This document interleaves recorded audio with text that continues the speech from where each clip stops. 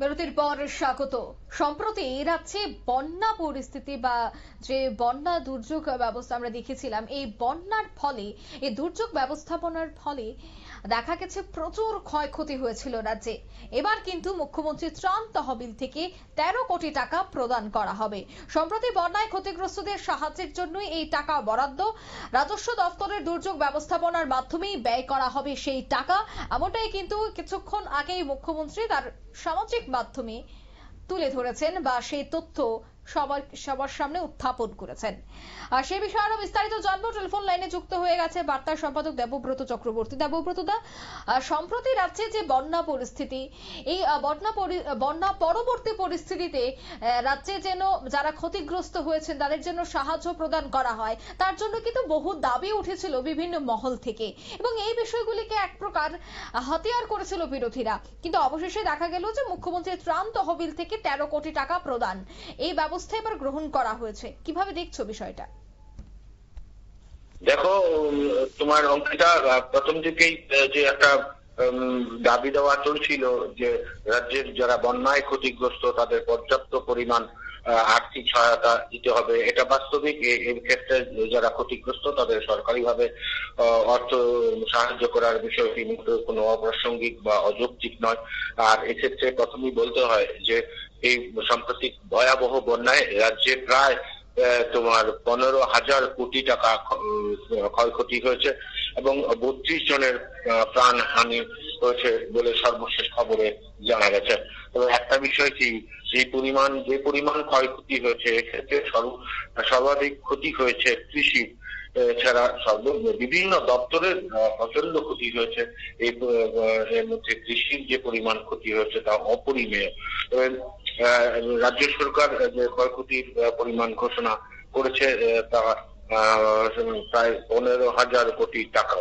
এই ক্ষয়ক্ষতির পরিমাণ যথেষ্ট বড় একটা অ্যামাউন্ট, তা বলার অপেক্ষা রাখে না। এবং বিভিন্ন সময়ে তোমার বিরোধীরা এই বন্যাকে প্রাকৃতিক বিপর্যয় বলে ঘোষণার দাবি তুলেছিল, যদিও সেটা শেষ পর্যন্ত হয়নি। যাই হোক, সর্বদলীয় বৈঠক এবং বিভিন্ন প্রচেষ্টার মাধ্যমে আপাতত বন্যা পরিস্থিতি, যারা ক্ষয়ক্ষতি যাদের হয়েছে তারা যথেষ্ট বিপর্যস্ত পরিস্থিতিতে রয়েছেন।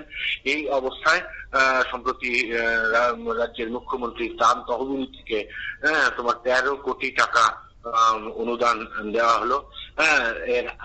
এই পর্যন্ত রাজ্যের মুখ্যমন্ত্রীর ত্রাণ তহবিল থেকে 25 কোটি টাকা দেওয়া হয়েছে। আর এই যে 13 কোটি টাকা, এই যে 13 কোটি টাকা দেওয়া হলো তা কিন্তু রাজস্ব দপ্তরের মাধ্যমে যারা বন্যায় ক্ষতিগ্রস্ত হয়েছেন তাদের সহায়তা করা হবে।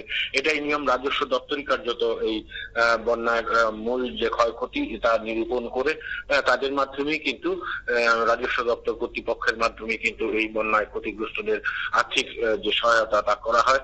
তো এটা ইতিমধ্যে চলছে। যারা ক্ষতিগ্রস্ত হয়েছেন তাদের সরকারি সাধ্য অনুসারে সরকারি সহায়তা দেওয়া হচ্ছে।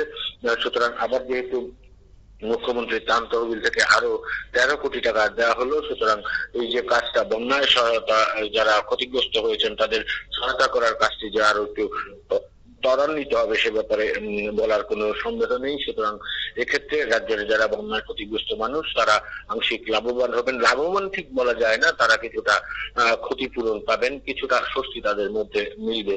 এই যে বন্যা সম্প্রতি রাজ্যে হয়ে গেছে, এই রাজ্যের ক্ষেত্রে একটা দীর্ঘদিন পরে রাজ্যবাসী এই বন্যার সম্মুখীন হয়েছেন। এমন ভয়াবহ বন্যা কিন্তু রাজ্যবাসী যারা এই প্রজন্মের, বর্তমান প্রজন্মের যারা রাজ্যবাসী তারা কিন্তু দেখেনি। এর প্রভাব কিন্তু দুর্গাপূজাতেও পড়েছে। সেভাবে কিন্তু সে দুর্গাপূজা হয়নি। বিভিন্ন ক্ষেত্রে কিন্তু এবার দুর্গাপূজাতে এর প্রভাব যেহেতু পড়েছে, বিভিন্ন পুজো অনেক কিছুটা কম ছিল, অনেকে তোমার একটু কম বাজেটে পুজো করেছেন। তো বন্যার প্রভাব কিন্তু এবার দুর্গাপুজোতেও পড়েছে। এই প্রভাবের কারণে রাজ্যের যে কৃষির ক্ষতি হয়েছে, এতে শাকসবজি, ধান, হ্যাঁ, অন্যান্য ফসল ব্যাপক পরিমাণে ক্ষতি হয়েছে। তা আমি আবারও বলছি, এই সাম্প্রতিক বন্যায় তোমার সর্বাধিক ক্ষতি হয়েছে কৃষি এবং অন্যান্য ক্ষেত্রে বিদ্যুৎ, বন দপ্তর, সর্বক্ষেত্রে এই ক্ষতি হয়েছে।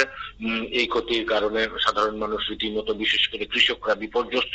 তো এই পরিস্থিতিতে রাজ্য সরকার, বিশেষ করে মুখ্যমন্ত্রী ত্রাণ তহবিল থেকে আরো 13 কোটি টাকা অনুদান দেওয়ায় কিন্তু আংশিক ক্ষতির পরিমাণ মেটার একটা সম্ভাবনা হলো। আর এই পর্যন্ত এই দিনের 13 কোটি টাকার মাধ্যমে এই পর্যন্ত মুখ্যমন্ত্রী ত্রাণ তহবিল থেকে 25 কোটি টাকা দেওয়া হলো এটা। ধন্যবাদ দেবব্রত দা। অর্থাৎ বহুদিন যাবৎ কিন্তু কৃষকদেরও এক প্রকার অভিযোগ ছিল যে তাদের যেন ক্ষতিপূরণের কিছু একটা অংশ হলেও দেওয়া হোক, কারণ সেক্ষেত্রে সব থেকে বেশি বন্যায় ক্ষতিগ্রস্ত হয়েছে কৃষকেরা। এবার কিন্তু যেহেতু ত্রাণ তহবিল থেকে টাকা দেওয়া হবে রাজস্ব দপ্তরের সহায়তায়, তাই সেক্ষেত্রে এবার কৃষকরা কিছুটা হলেও যে সাহায্য পাবে সে কথার বলার অপেক্ষা রাখছে না। অন্যদিকে এই দুর্যোগে যারাই ক্ষতিগ্রস্ত হয়েছে তারা কিছুটা হলেও এই সাহায্য পেয়ে আগামী দিনে জীবনযাপন করতে পারবেন, সেই কথা উপর ভিত্তি করেই কিন্তু এই সাহায্য প্রদান করা হচ্ছে। নিয়ে নিচ্ছে ছোট্ট একটি বিজ্ঞাপন বিরতি, সঙ্গে থাকুন।